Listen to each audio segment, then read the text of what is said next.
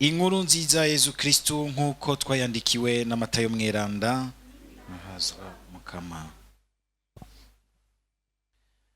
Muri irya minsi Yezu yabari abigishwa biwe n'ishengero ry'abantu ati: mwarumvise iryavuzwe ngo ijisho kurindi iryinyo kurindi, eka jeho babwiye kudahangana n'umuhambazi. Nihagira ugukubita kwitama ry'iburyo muhereze n'irindi, uzoshaka kukwitwarira ngo agutware ikanzu muhebane n'igikwemu. Umuntu niyakubwira ko muca intaho y'intambwe igihumbi, mukurikire mugire ibihumbi bibiri. Uwugusavye numuhe, uwukuguranye ntumwinyungushure. Dushimagize iyi nkuru nziza ya Kristo.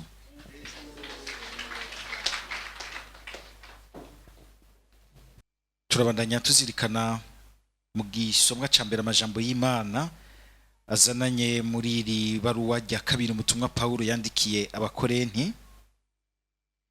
Muvise ingene uyu munsi ariko aradutumirira ikintu gihambaye cyane cyo kumva yuko twobaho twumva ko turiko turakorera umukama.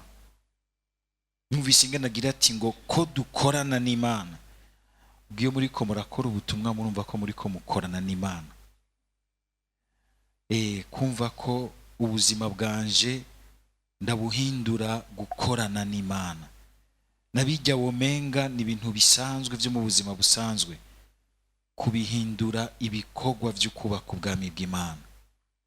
Birafasha cyane kugira ngo umuntu ntabibemwo gusa nk'ibintu natonze ku kazi nkora ntakora, ninatonda nkaca nshaka nkigira muri WhatsApp muri twa tuntu tuguma dutwenga, umunsi wose ugahera gutyo ndandikiwe nta kibazo.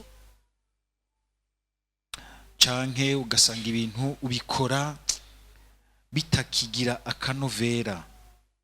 Ndakora ibyo ntegerezwa, ndabikora uko nta rukundo n'umutima ukanye, ntaco nkurikiza amategeko n'amategeko. Aho n'umuntu akwica akagira ati tegeko rikwica mafu ivy'ubukristo tiyakure, ndakwica nta gisivye. Byo biriho ko burya n'amategeko ntashobora kuvuga ama situation yose. Cyo gituma hama harimwo kumviriza umutima w'Imana. Mbega uyu muntu mu gushira iri tegeko yashaka gukiza iki mu buzima bw'umuntu? Si ivyo gusa, n'ibindi byinshi usanga umenga hari igihe tubikora gusa tubigarukirije kuri twebwe, mugabo ntitwumve yuko twebwe kw'Imana yatugize umugisha n'umuhezagiro w'ubuzima, ko dutegerezwa kuba ab'Imana icako ikabandanya igwiza ubuzima, iburyosha, ibukuza. Kandi uko twitangira uko kuryohora ubuzima no kuburyosha, kubera ko twumva ko dushaka ico dukoze cyose ku mukama bari muri cyo, ico gihe natwe turashikira ubuhigwe, turahorana akanovera kukubaho. Gutuma naho uburi kuraca mu bintu bigoye. Mwumvise ingene Paulo avuze gukorana n'Imana, navuga yuko umenga umenga aho uciye hose n'ibitangaro vyikora. Uyu munsi dushaka guma tubona Yezu akora ibitangaza, kamenga abantu bagwaye fievre y'ibitangaza. Mbere n'ababakoka bose kuko bazi ko muri mu gihe c'ingorane babakokesha ibitangaza. Mugabo benshi ugasanga mbere baguye mu minwe y'abantu bapfumuza ibintu vy'Imana, basigaye bapfumuza ibintu vya Yezu, kandi Yezu akabihanganira kuko nabo nyene arababikiye igihe cabo cose. Kandi ukazobona umukama kwihanganiye, uce wigira uti genda umuhinga ndabikora ntawe naco babona ndirenganira. Oya, n'ubuntu bw'Imana wabukurindiriye ntubupfisha ubusa. N'abuse pas de la patience de Dieu, kuko nuzi ingene ubuzima bushobora kugutangaza nabi, kugusurprena. Pawulo akatwereka yuko Yezu wiwe nivyo hari igihe akora ibitangaza, mugabo kenshi nuwumureka mbere n'ibintu by'ubuzima akabibamwo cyo kimwe n'abandi kujya bikurikirana. Hamwe wamusanga umenga hariho umwanya w'ibiryoshe, mugabo akaza kandi n'umwanya w'ibibishe. Hariho umwanya w'ibisosa, mugabo kandi akaza n'umwanya w'ibirura. Ugasanga hariho umwanya w'ibihimbaye, mugabo kandi akaza n'umwanya w'ibibabaza, w'ibibabaje. Ugasanga nivyo byose umukama wacu yigize umuntu kugira ngo ajane natwe muri ivyo byose, kugira ngo avyigaragazemwo nk'utsinda vyose, hagatsinda ukuri n'urukundo rwiwe. Mwumvise aya majambo ingene aryoshe, muze gufata akanya musuye muyazirikane. Ingene umukama agira ati mu gihe kiroranye narakumviye, ku munsi y'ubukiro naragufashije. Mukama akagira ati ngiki ca gihe kiroranye niki nyene ugihumeka, ugize amahirwe yo gusubira kumva ijambo rikuyagira umukama w'ubuzima bwawe Yezu Kristo. Igihe cyose uhuye n'ijambo rikuyagira Yezu Kristo, cakira ko kanya mu mwanya mwiza Imana iguhaye. Niko hari igihe usanga ari umenga turaremerewe ukundi kundi, umenga siho turi, ariko nubwo umenga wumva umenga siho uri, umenga uradundumiwe, umenga washishwe, warunguriwe, kuko ngo imisi irasa ntingana, birashika mu buzima. Mugabo kama wibukuti nubwo kumbure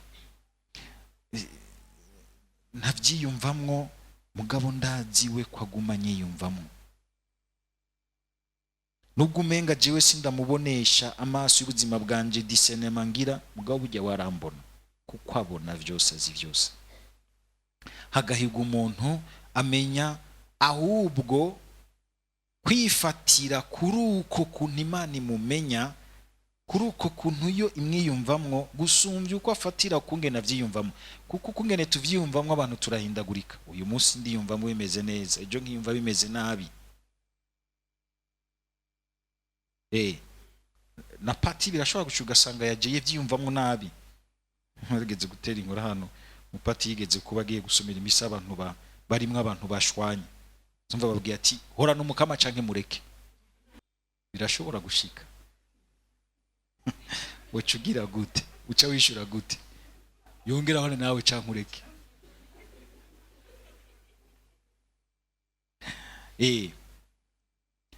Ariko nubwo vyoshika ugaheza ukagira uti no nubwo nivyo byategerezwa kumera gutyo, kumwe tuvuga umukristo yamafise Imana imutsindira muri we, ukaba resilient, niyo terme bakunze gukoresha uyu munsi.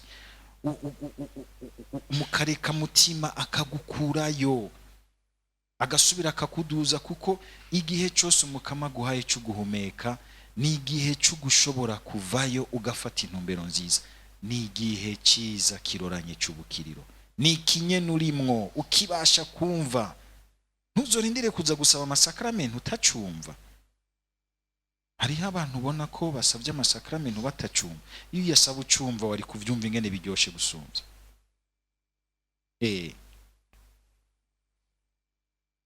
Nabona patiri agiye kugendera abagwaye, kazobona n'umuntu ariko arahera agenda ciyaronka ingumva ati ndacatera pati no musi naramutse neza, kwibaza ati hava misiga ry'abagwaye cepfa. Oya, yisi ryo kukwica, ni ryo kugukomeza. Ni ryo kugukomeza, ahubwo naho wogenda ugenda uri mw'intsinzi y'umukama, ntubupfuye. Ugenda uri mw'intsinzi y'umukama. Mwumvise ingene Paulo acavuga rero amajambo yandi akomeye, akagira ati muri vyose turishimagiza twebwe, mu magogwa, mu marushwa, mu maganya, mu nkoni, mu mabohero, mu migumuko, mu kurara amaso, mu kwirigwa ubusa, mu kubura rwaye, ibindi byinshi bitonza ngaha, mu kubura ibinabiriya, mu bweranda, mu rukundo, byose mu rukundo. Mugabo wagaje ngo mu migumuko, mu rukundo rutagira gahemo, mu ijambo ry'ukuri, mu bubasha bw'Imana, mu kugwanisha no mu kwitabaza ubutungane. Ntiyashizemo gukoresha amagrenade n'amadrone canke imigano, kwitabaza ubutungane. nawe wamenga bose bashaka kwitabaza ibindi bintu bitarimwo ubutungane, wowe ukaguma ugira uti ndazi ikintu impera n'imperuka gitsinda vyose, ineza, ukuri, ubutungane, urukundo, ivyo bizokwama bifise intsinzi. Byanditswe n'Imana, byanditswe mu maraso y'umwagazi w'Imana, ntibishobora gufudika, birashobora kuzimanganywa, birashobora kuburabuzwa, ariko bimeze nka kakabuto gatwenga abagahambye, ngo bari bazi ko baduhambye, ariko ntibari bazi ko tumeze nk'akabuto kaca kadugamwo ikindi gitegwa gishasha kikazana utubuto twinshi. Mu kwitabaza ubutungane, mu cubahiro no mu gakengegwe, mu mvugo mbi no mu mvugo nziza, baturavye nk'ababeshi tukabimvuga kuri, nk'intamenyekana, ugasanga ahubwo turi barurangiranwa. Mbe naho tubarangiranwa, hariyo abantu badutinya. Harya umuntu ubona umenga yamagabirije kukuvuga nabi, kukurandagura haciye, hari ahantu abagutinya, kwagira ati uyu noreka ibintu byo bikaguma bitoka, jewe ca nzimangana, ifoke ndamuzimanganya kugira nje mboneke. Hari abantu bagomba kubonekera kukuzimanganya abandi, kugucafuza abandi, gaheze ukavuga uti logique yawe nayibonye sindahinjiramwo, ukamubisa. Nuko yezagiza ati ntugahangane no muhambazi, ntuje gukorera muri izo nzira, umwanya ibintu. Umwanya n'ingabirano y'Imana urateba ukazana ibintu ahabona, ahari ukuri hakamenyekana, ahari igitunganye hagasokoroka, aho ahari kinyoma, ugwanko no kugira nabi, biheza bigahambwa, bikazotabwa mu muriro udahera. Ngo nk'abagiye gupfa mukabona turi bazima, nk'abahamwa ariko ntibatwice, nk'abijiriwe tukamana akanyamuneza. Nico gitangaje mu buzima bw'umukristo. Ugashobora gusanga mbere ubuzima bwiwe burimwo ibintu byinshi binaremereye binagoye, araba mu ntambara nyinshi, ariko ntiwigere wumva umenga n'umuntu yihebuye, n'umuntu yamaze gusaza, yamarimwe akanovera, umwegereye ukamwumviriza amajambo y'ukumva araguhaye imvo nziza zo kubaho. Niko ugasanga aranagwaye mbere kanseri ikomeye, agakoma induru, mugabo aheje koma induru mukayaga, ukumva kubwira irindi jambo, kandi ijambo rigukomeza, ijambo rikuremesha, si ukwigirisha mugabo, ariko akumva ati oya, jewe naho kumbure biriko biragenda bihera, wewe urakeneye kubandanya ubaho, kuko Imana kwiguhaye guhumeka, urakeneye kubaho ubuzima bwawe bwiza. Hariho abantu iyo tubabaye tuca dushaka ko bose boca bababara. Iyo wananiwe mu ishure ukamenga bose boca bananirwa, niho vyojyoha. Iyo vyakwankiye ukabona undi bikunze, ukumva umenga biguteye umwavyo, umutima mubi, ntuburamenye Imana, kuko umwe wese afise inzira yiwe. Umwe wese afise inzira yiwe. Nivyo ku nzira y'uwundi ushobora kuhakura inkabuzo, kuhakura umuco, kuhakura inspiration, ariko utegerezwa kuyinjiza iwawe, ukaraba yuko ari gwawe, yuko uyigira gwawe. Hariho iminyanyuro y'umutima no gushaka n'intumbero n'indinganizo utegerezwa kugira ngo ubigire gwawe. Ahandi upfuye kumiragura ukagira kopie kore, uzosanga bidafatana, usanga bitanywana. Dusaba Mukama kugira ngo atwihere ubwo bukomezi bwo kuba muri ibi vyose by'ubuzima uko bigenda birahana, ariko twumva yuko hejuru ya vyose ari waduha intsinzi ya nyuma. Tukumva tuti naho vyo vyaratugaraguye canke vyaratunezereye, niwe yagumye yumvikana, comme une constante qui traverse et qui soutient tout jusqu'au bout.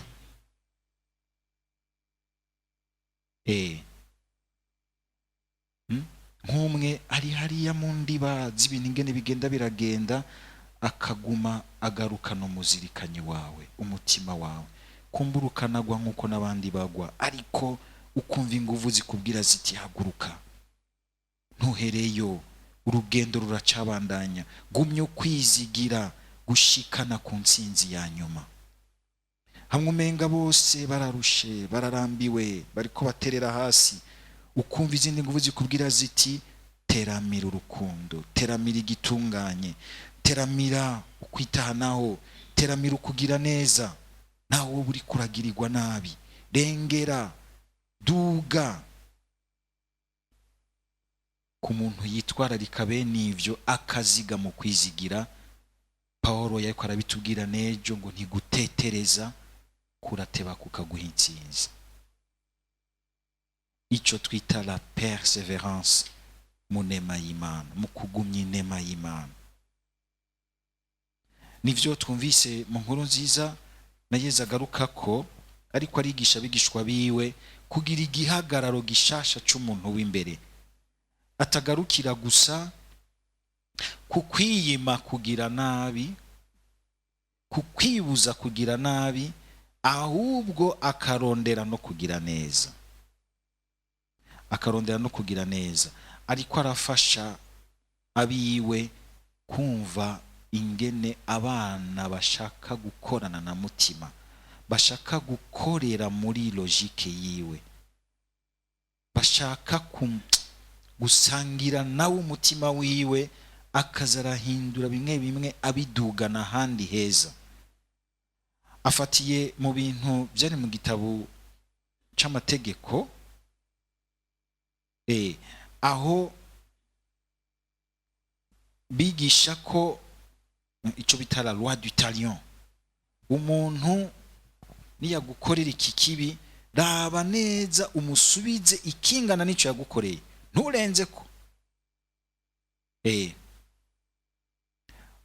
Kwari kugira ngo Musa kumwe n'abagiye barazirikana ivyo yagiye arafashije igihugu c'Imana, bagabanye uwo murindi wo kwihora, kuko murazi yuko ahubwo umuntu akunogoboye ijisho rimugira uti ndamukura yose, ndamwihore, ndamuhashe, ntabagicutsa n'agatima ko kwiyumvira kungira nabi. Nuko abantu tumeze, nuko abantu tumeze. Yesu akagira ati oya, intumbero y'ubwami bw'Imana ntimushira imbere kwihora. Musa akagira ati wewe gerageza basi niyakunogobora ijisho rimwe, kandi utumbere rijya nyene kuri rya ruhande, niba yakwigi bubamfu tumbere ibubamfu nyene, nimba yagutemye ukuguru kumwe twaruko nyene kandi rujya ruhande nyene, nturenge ngaho, uzoba ugerageje kuba intungana. Yesu akagira atoya, wewe ko bari bakubwiye gutyo, jewe nk'Imana yawe. Aha hantu Yesu arumvisha ko ari Imana.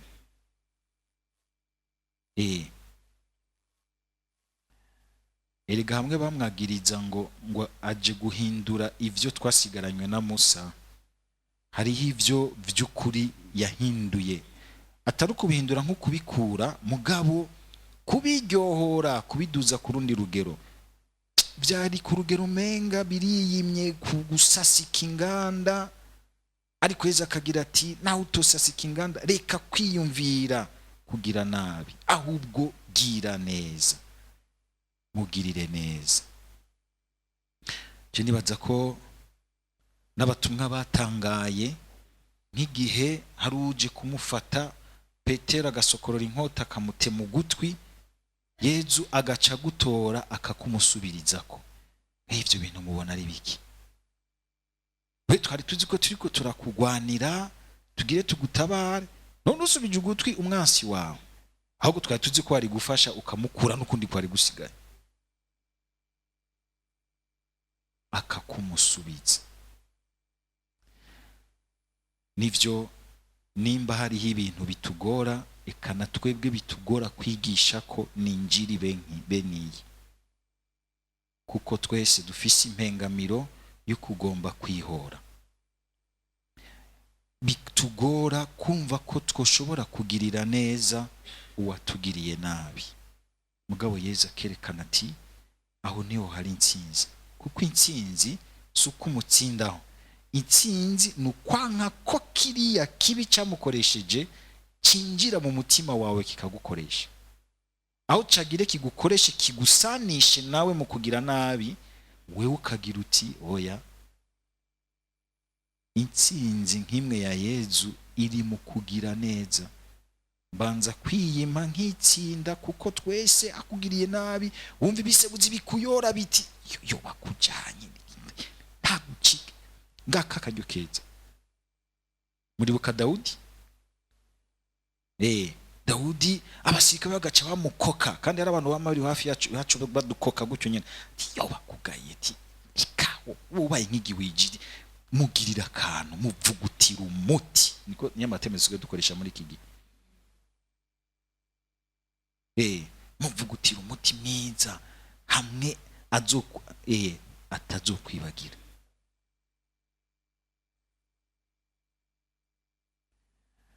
Wandikishije kutibagirwa kwawe mu nabi. Mugabo yumva mutima nakubwira ati mugirire neza hamwe mu maramaza atazokwigera vyibagira.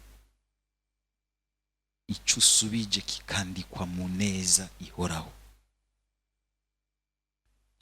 Si neza gusa tuba dukoze, burya hari ahantu tuba duciriye inzira Imana, kandi burya iyo wanse kuvyimarira mu kwihora, hari ijambo ry'Imana rivuga ngo kwihora ngo tukurekere Imana. Imana iramenya ingene guhora, kandi kuguhora si uko wocu useruka umunsi mukazosanga wa muntu wawe yaramutabiye yaramurishije imvumbo, yasivyo. Ahubwo ca kintu cagomba cikibi gutuma umenga mu bana mugiranira nabi carahavuye kiratsindwa, wa muntu ugasanga asigaye agenzwa n'umutima wewe mwiza ukugenza, akaza akakubwira ati urantunga kiriya gihe narakwihenzeko.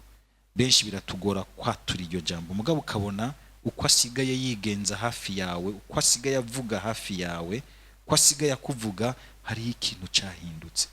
Kuko abantu bundi turagira ingorane zo kuvuga tuti ntunga vyaranani, kumbura akabivugisha ibindi bimenyetso, akabivugisha yandi majambo. No kumenya kandi kumva ingene umuntu ariko aravuga mu ngiro n'inyifato n'iyindi ngabirano ya mutima mweranda. Dusaba Mukama kugira ngo yamaduha izo nguvu za mutima wiwe ngo zitsinde citwa ikibi cyose cogomba kudukoresha, kumva iyo ariyo yose twumve yuko no mu mpengamiro zacu tumenya kwitsinda, ngo hatsinde Imana muri twebwe no hagati yacu n'abandi. Amen. Amen.